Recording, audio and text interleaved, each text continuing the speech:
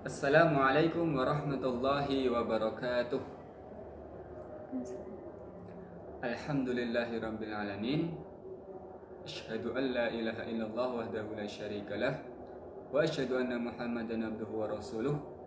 Allahumma shalli ala Muhammad wa ala ali Muhammad wa ba'du. Ananda sekalian, siswa-siswi SDIT Mutiara Insani yang dimuliakan Allah Subhanahu wa taala.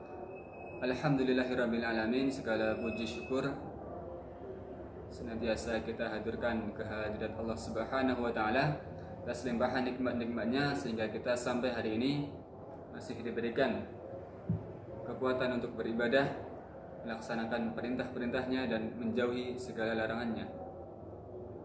Salawat dan salam kita curahkan kepada baginda Rasulullah Muhammad sallallahu alaihi wasallam beserta seluruh keluarga, sahabat dan pengikutnya hingga yaumil akhir nanti.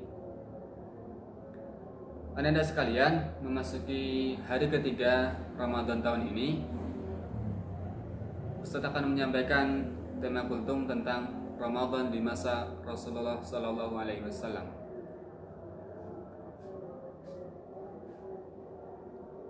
Pada masa itu, perintah puasa diturunkan di tahun kedua Hijriah. Jadi setelah peristiwa hijrahnya Rasulullah ke kota Madinah, barulah di tahun kedua perintah puasa itu turun, yaitu surat Al-Baqarah ayat 183 yang berbunyi, A'udzu billahi minasyaitonir rajim. Bismillahirrahmanirrahim.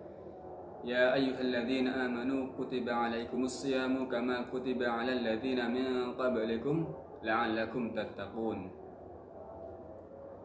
Yang artinya, wahai orang-orang yang beriman, diperintahkan kepadamu berpuasa sebagaimana orang-orang sebelum kamu agar kamu bertakwa. Anda sekalian, pada masa itu Rasulullah dan sahabatnya menyambut datangnya bulan Ramadan itu dengan sangat gembira. Bahkan para sahabat berbulan-bulan sebelum datangnya bulan Ramadan itu sudah berdoa, meminta kepada Allah agar disampaikan kepada bulan Ramadan. Nah, persiapannya tentu ya, kita mau menghadapi sesuatu pasti harus melakukan persiapan. Persiapannya adalah apa yang dilakukan Rasulullah pada zaman dahulu adalah memperbanyak puasa di bulan-bulan sebelum Ramadan. Di bulan Rajab, di bulan Sya'ban, bahkan di bulan Sya'ban Rasulullah itu berpuasa hampir sebulan penuh. Hanya di beberapa hari beliau sallallahu alaihi wasallam tidak berpuasa. Kemudian persiapan yang lain,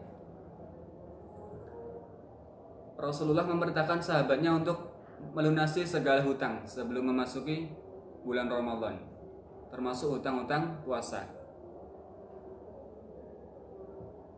Nah, ketika memasuki bulan Ramadan, yang dilakukan oleh Rasulullah dan sahabatnya adalah Rasulullah senantiasa mengingatkan kepada para sahabatnya untuk memperbaiki niatnya. Begitu datang Ramadan, Rasulullah mengingatkan, perbaiki niatmu agar puasanya diterima di sisi Allah Subhanahu wa taala. Karena puasa wajib ini berbeda dengan puasa sunnah. Kalau puasa sunnah tanpa berniat di malam hari, kemudian pagi langsung berpuasa boleh. Tetapi berbeda dengan puasa Ramadan. Jadi tidak ada puasa Ramadan tanpa niat. Jadi menjadi satu kesatuan syarat syahnya puasa Ramadan itu dengan niat. Kemudian amalan-amalan yang dikerjakan oleh Rasulullah, yang pertama di waktu sahur. Di waktu sahur ini adalah waktu yang digunakan untuk Rasulullah untuk memperbanyak memohon ampun kepada Allah Subhanahu wa taala. Jadi kita bangun sahur, sebelum makan sahur bisa salat sunat dulu, 2 rakaat atau 4 rakaat atau lebih bahkan. Kemudian setelah itu memperbanyak istighfar kepada Allah Subhanahu wa taala, memohon ampun atas segala salah dan dosa. Karena waktu sahur adalah waktu yang utama untuk memohon ampun kepada Allah Subhanahu wa taala. Itu Rasulullah lakukan. Kemudian sunnah yang lain mengakhirkan waktu sahur. Jadi kalau kita misalnya di tempat kita azan sekitar jam 4 lebih 20 menitan ya, maka diakhirkan waktu sahurnya. Kemudian yang dikerjakan Rasulullah juga adalah makan sahur dengan kurma kering. Ustadz, nanti kalau makan pakai kurma tidak kenyang. Nah itu contoh ya, kita bisa tetap makan nasi misalnya, tapi tidak banyak-banyak, jangan berlebihan. Berlebihan itu seperti apa? Contohnya misalnya setiap hari biasanya kita sarapan pagi hari pakai bubur ayam misalnya. Kemudian nanti di sekolahan ada snack, ada gorengan, ada jelly, ada kue. Kemudian nanti makan siang makan soto misalnya. Nah, kemudian semua menunya kita jadikan satu, kita makan waktu sahur.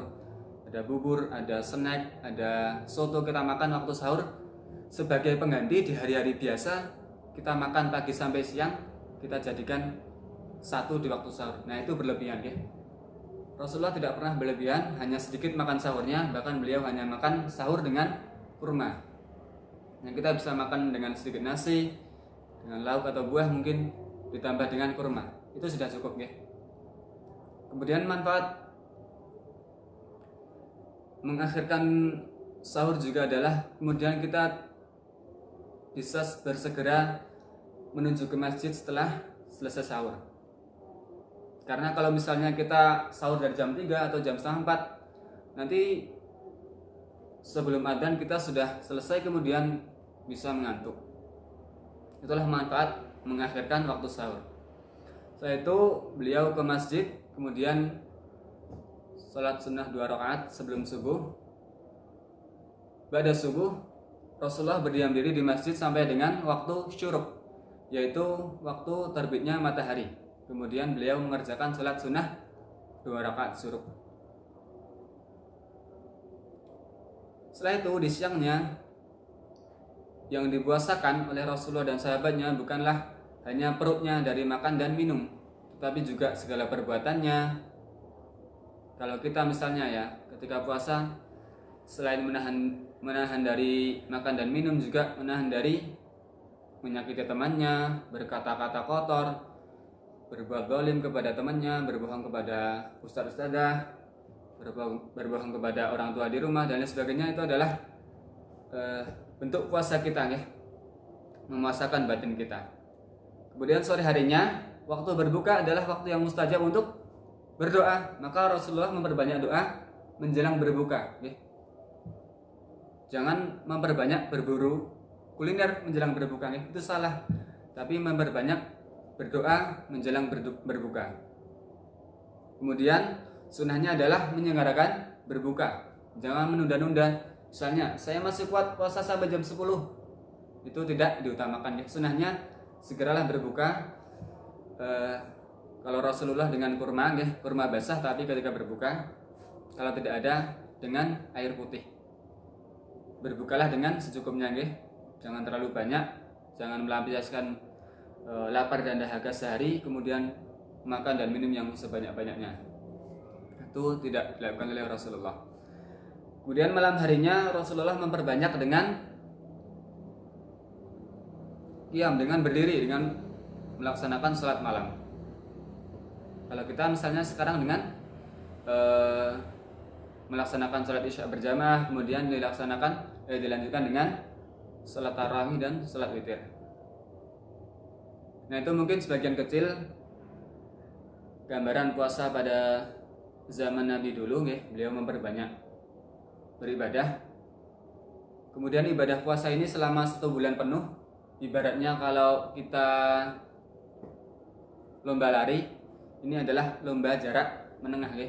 Artinya kalau kita sprint dari awal langsung beribadah maksimal yang melebihi kemampuan kita, maka kita sebelum Ramadan berakhir kita sudah kehabisan tenaga.